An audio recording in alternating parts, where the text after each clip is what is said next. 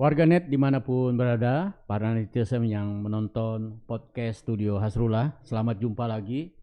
Kita akan membicarakan yang sangat aktual, diperbincangkan tidak hanya di Makassar, tapi juga sampai ke ibu kota, bahkan rembesannya sampai ke beberapa penjuru tanah air ini, yaitu amandemen dan wacana Presiden 3 periode. Pembicaraan ini tidak hanya bergetar di Jakarta, bahkan ke pelosok, sampai ke hal-hal yang ke warung kopi. Saya melihat ada sesuatu yang harus kita clearkan, ya. Bahkan orang mengatakan bahwa wacana tiga periode presiden itu adalah rumor karena belum ada keputusan yang bisa kita lihat baik di DPR maupun pernyataan resmi dari istana gitu.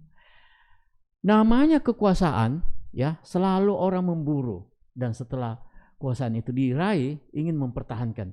Itulah naluri kita sebagai manusia. Baik, kita akan lanjutkan diskusi yang cukup aktual ini setelah yang satu ini.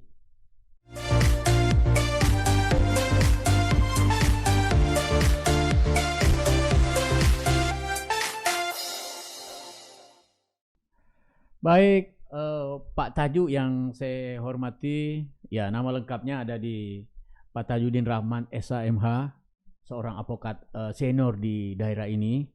Kali ini kita panggil yang melihat tentang rencana amandemen dan Presiden 3 periode. Bagaimana kabar Pak Taju? Alhamdulillah. Luar biasa ya. Sudah vaksin 2 kali. Oh, begini Pak Taju, bukankah ini hanya sebuah gosip atau rumor tentang isu amandemen dan Presiden 3 periode gitu? Bagaimana pendapat seorang advokat gitu? Jadi begini ya, kan pada waktu yang lalu saya diminta bicara di sini juga soal hukum dan politik, tapi tetap tidak akan bisa kita pisahkan antara hukum dan politik dalam pembicaraan kita ini. Nah, saya pernah membaca buku judulnya Salamander, novel politik. Novel politik ya. Ditulis oleh Maurice West. Dia menyatakan bahwa politik itu seni dari segala kemungkinan. Seni dari segala kemungkinan, ya. Karena dia adalah seni dari segala kemungkinan, maka kemungkinan terjadinya kemungkinan ketiga adalah mungkin. Mungkin. Nah, itu berarti bahwa kalau pertanyaan Pak Dr. Rasulullah tadi menyatakan bahwa apakah itu hanya sekadar rumor, kalau kita kaitkan dalam arti tadi apa yang dikemukakan oleh Maurice West yang mengatakan bahwa politik adalah seni dari segala kemungkinan dan kemungkinan terjadinya kemungkinan ketiga adalah mungkin, maka rumor itu bisa terjadi kemungkinan terjadinya kemungkinan berikut, yaitu kalau orang itu sudah terlanjur berkuasa, seperti tadi Bapak katakan bahwa karena naluri politik itu selalu mengajak manusia untuk tetap dalam kekuasaan. Ketika dia sudah masuk dalam kekuasaan, sukar untuk melepaskan kekuasaannya, maka orang yang sedang berkuasa ini kita punya pengalaman. Nah, yang jadi masalah sekarang, apakah amandemen itu mungkin? Memang ini kelihatannya susah dalam konteks yang berkaitan dengan perubahan Undang-Undang Dasar 45 sebagaimana diatur di dalam pasal 37 Undang-Undang 45 yang menyatakan bahwa untuk melakukan perubahan Undang-Undang Dasar itu terhadap pasal-pasal dalam batang tubuh itu harus diajukan minimal sepertiga anggota MPR RI dan usulan perubahan itu harus tertulis dan kemudian harus dihadiri. Kalau usulan perubahan itu diterima, maka harus dihadiri 2/3 anggota MPR yang hadir dari jumlah anggota MPR yang ada. Harus dihadiri 2/3.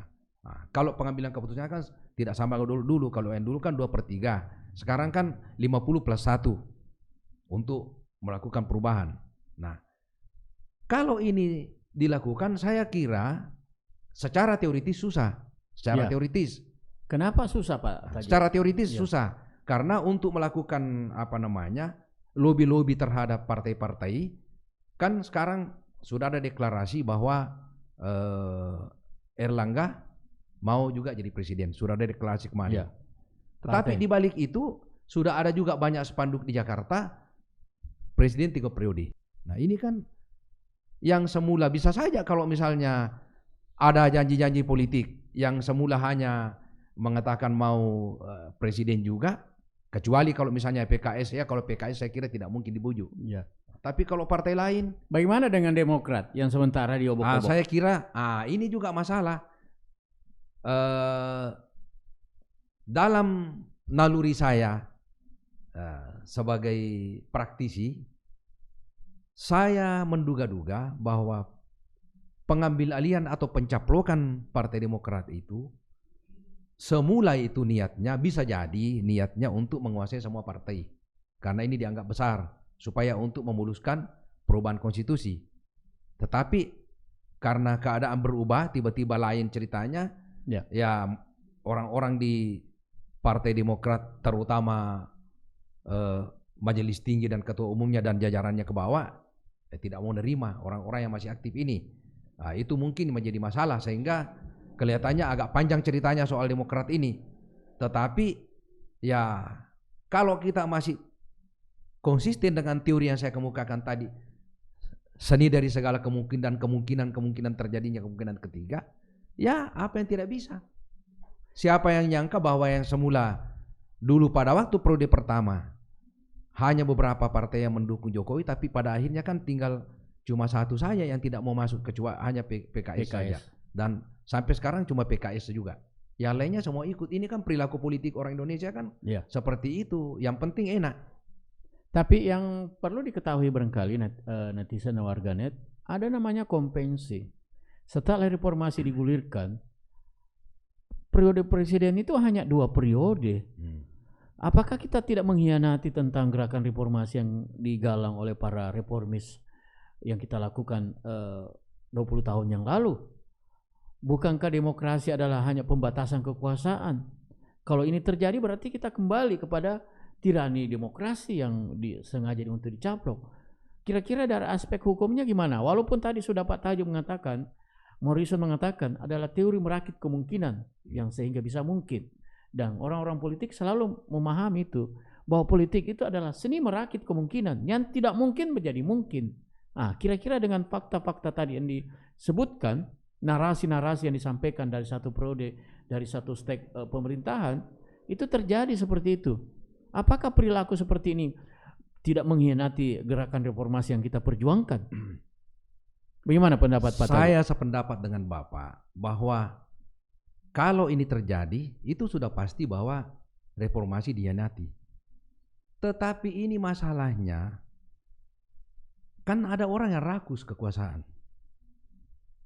Orang yang rakus kekuasaan itu tidak ada urusan dengan etika, tidak ada urusan dengan hukum, dia tabrak.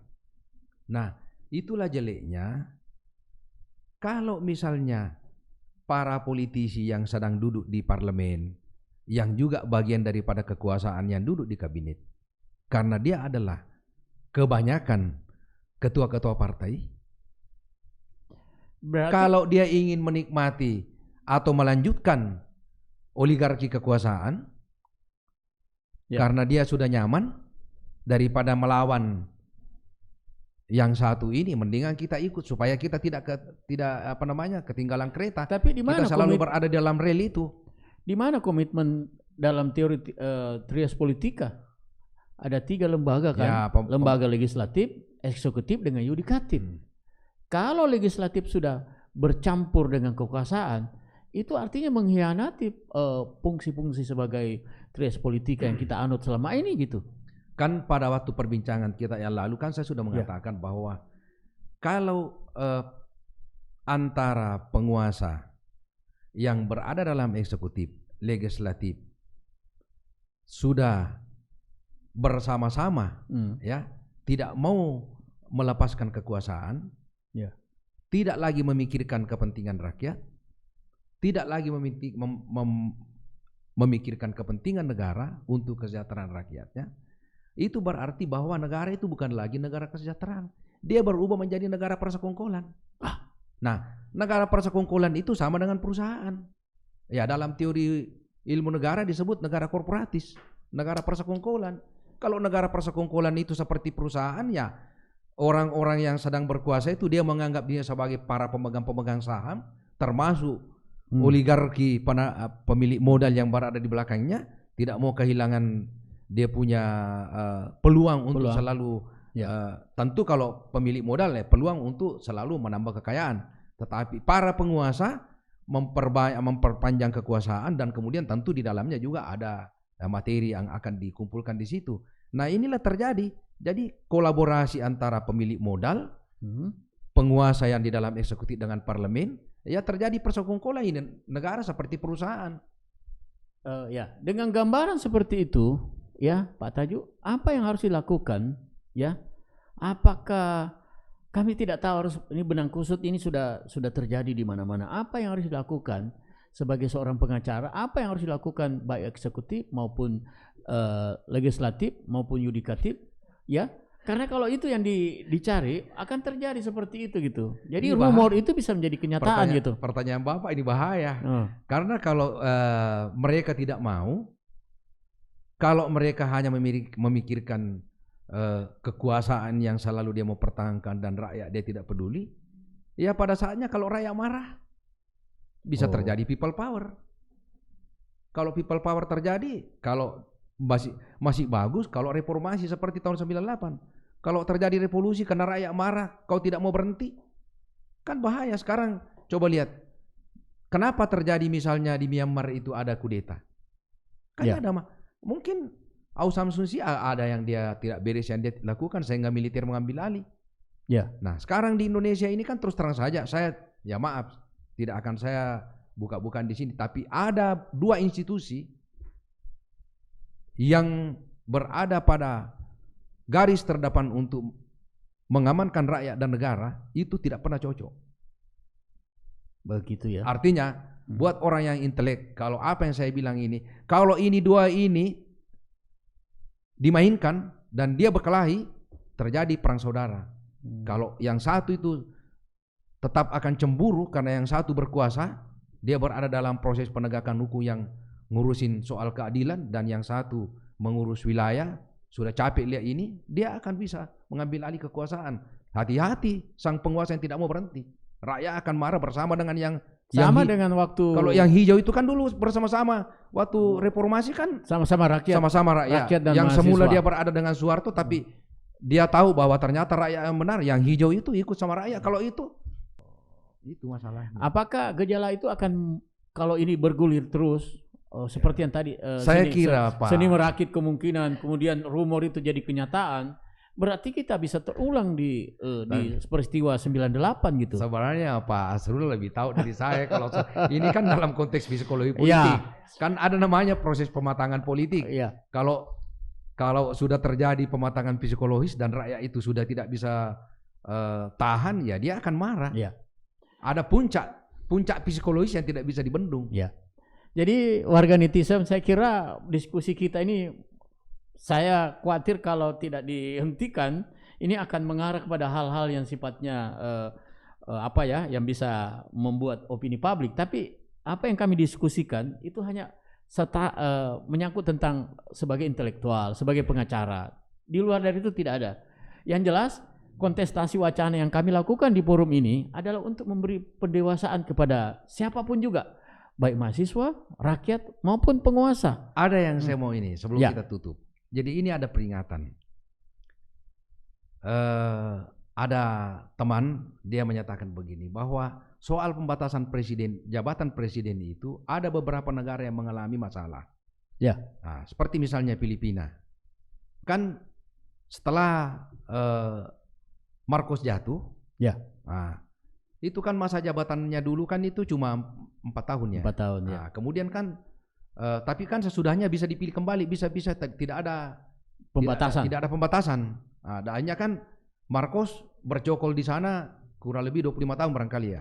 Nah, tapi kan akhirnya kan dia turun, dan sesudah itu penggantinya kan dikudeta terus. Karena tidak ada pembatasan masa jabatan presiden. Nah, oleh karena itu maka parlemen di sana berpikir bahwa kalau tidak ada pembatasan jabatan presiden, maka kemungkinannya selalu terjadi kudeta, maka dibuatlah 6 tahun kan. Nah, setelah 6 tahun tidak ada lagi yang melakukan kudeta. Karena dia pikir ya ngapain kita ganti secara tidak konstitusional, sedangkan dia hanya bisa 6 tahun saja, sudah itu tidak bisa lagi. Nah, terus ada satu negara di Afrika yang semula dibatasi 2 periode saja, tapi karena presidennya bisa mempengaruhi semua parlemen dan politisi, akhirnya dia bisa merubah konstitusi untuk periode berikutnya, bisa 3 kali. Tetapi sebelum dia menyelesaikan periode keduanya itu, karena dia merubah konstitusi, rakyat marah, akhirnya dia turun di tengah jalan. Mau enggak begitu? Itu bahayanya. Ya, para netizen. Ada contoh ini, ya, contoh ya. konkret ya. Tapi Jangan ya, sampai Afrika terjadi di Indonesia. Ya. Itu contoh Pak, tapi belum tentu kondisi seperti itu di Indonesia gitu. Jadi kita berharap diskusi yang cukup. Jangan bilang begitu Pak Asrullah. Dulu Gus Dur, siapa yang sangka? Cuma 1,5 tahun dia. Setengah ya. Iya, dia turun. Soeharto juga sudah memberikan apa? Dari segi pembangunan, perencanaan pembangunan GBAN ada semua. Ada saatnya rakyat sudah capek. Pelita 1, Pelita 2, Pelita 3 dijalankan. Tapi apa? Karena sudah kau bosan sama kita. Ya, jadi saya kira pembatasan pembatasan masa jabatan itu memang harus dilakukan secara. Sedangkan dia saja melaksanakan amanah rakyat dengan baik, toh karena konstitusi mengatakan kau cukup 2 kali saja, ya sudah berhenti. Apalagi kalau rakyat tidak menikmati kekuasaan yang dia bikin. Iya. Jadi yang kita butuh bukan politisi kalau begitu ya, negarawan. Jadi itu saya kira ini pencerahan buat diskusi kita di Makassar ini. Mudah-mudahan teman-teman yang ada di Jakarta, yang ada di Surabaya, Medan, Papua, Pontianak, di Bali, di Maluku memahami bahwa pembatasan jabatan presiden ini harus dilakukan secara konsisten sehingga misi reformasi yang kita perjuangkan 20 tahun yang lalu itu tetap tegak demi keselamatan dan kebersamaan dan kepentingan politik kita bersama. Sampai jumpa. Terima kasih Pak Tajuk. Ya, diskusi kita akan berakhir dan saya ucapkan banyak terima kasih dan kepada netizen dan warganet. Ini adalah diskusi sebuah wacana yang harus kita bentuk untuk perbaikan demokrasi kita. Sampai jumpa di topik yang lain.